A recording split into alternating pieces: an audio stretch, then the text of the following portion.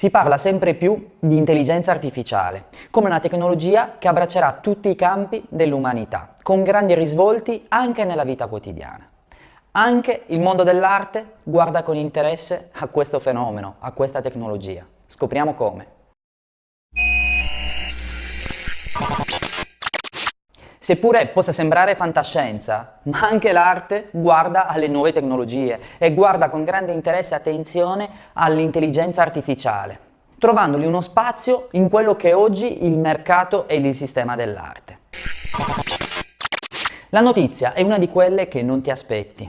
Christie's, una delle case d'asta più importanti al mondo, ha inserito nella sua imminente asta sui multipli un'opera realizzata interamente grazie all'intelligenza artificiale e da un algoritmo che ne ha determinato la forma, la misura e l'opera stessa. Il quadro fa parte di una serie di 11 ritratti di una famiglia immaginaria denominata Bellamy, ideati da un collettivo francese di 25enni composto da Hugo Caselles-Dupré, Pierre Feutrel e Gauthier Vernier. Le loro creazioni si basano su un metodo realmente particolare e interessante, basato sulla collaborazione da un lato di intelligenza artificiale, dall'altro da un algoritmo denominato GAN, un acronimo che sta per Generative Adversarial Network. L'algoritmo è composto da due parti differenti, da un lato il generatore, dall'altro il discriminatore. La funzione del primo è quella di creare una nuova immagine. La crea prendendo spunto da un database precaricato a monte nel sistema di oltre 15.000 immagini di dipinti tra il XIV ed il XX secolo. Ne recupera le informazioni, le unisce tra di loro e crea delle nuove immagini, delle nuove opere.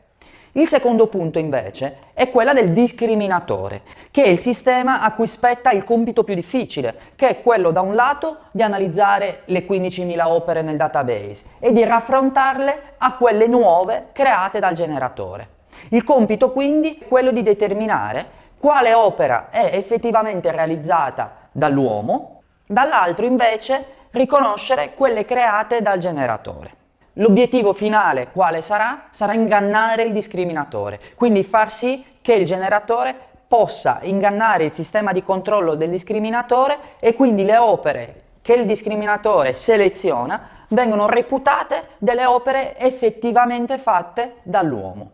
Nella tecnologia questo fenomeno è normale, abbiamo da un lato la ricerca, dal lato l'esperimento e poi ci sono degli indicatori che vanno a confermare e controllare queste prassi. In questo caso il generatore cercherà di prendere tante quante più informazioni, riunirle tra loro e far sì che quelle informazioni diventino omogenee tanto da ingannare un controllo successivo del discriminatore. La risultanza è un'opera interamente creata, studiata e validata dall'intelligenza artificiale. Questa innovazione nel mondo dell'arte ha creato già grande interesse e attenzione, tanto che la prima opera è già stata venduta per 10.000 euro al collezionista Nicolas Lauger-Lasserre. Ma la grande domanda alla base di tutto questo è: l'intelligenza artificiale può essere considerato un nuovo medium nel mondo dell'arte? In realtà le implicazioni sono tante, anche dall'altro lato. Sono numerose le piattaforme in cui viene utilizzato un algoritmo o comunque l'intelligenza artificiale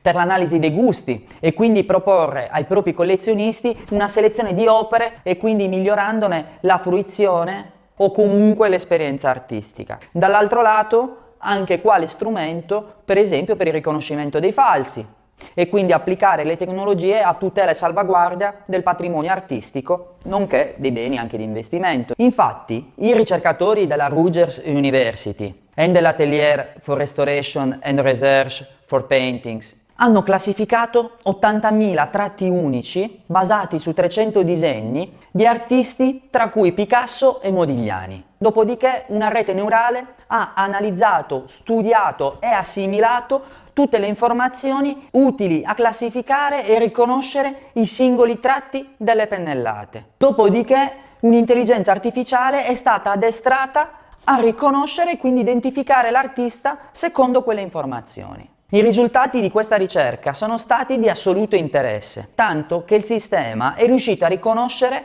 l'80% delle immagini sottoposte a verifica. Un numero di assoluto interesse, che ci dimostra come l'intelligenza artificiale possa essere da un lato utilizzata come medium, quindi come creatore di contenuti o creatore di opere d'arte, dall'altro come una tecnologia a supporto dell'indagine, della conservazione e della valorizzazione dei beni culturali. E tu sei pronto a scoprire l'intelligenza artificiale?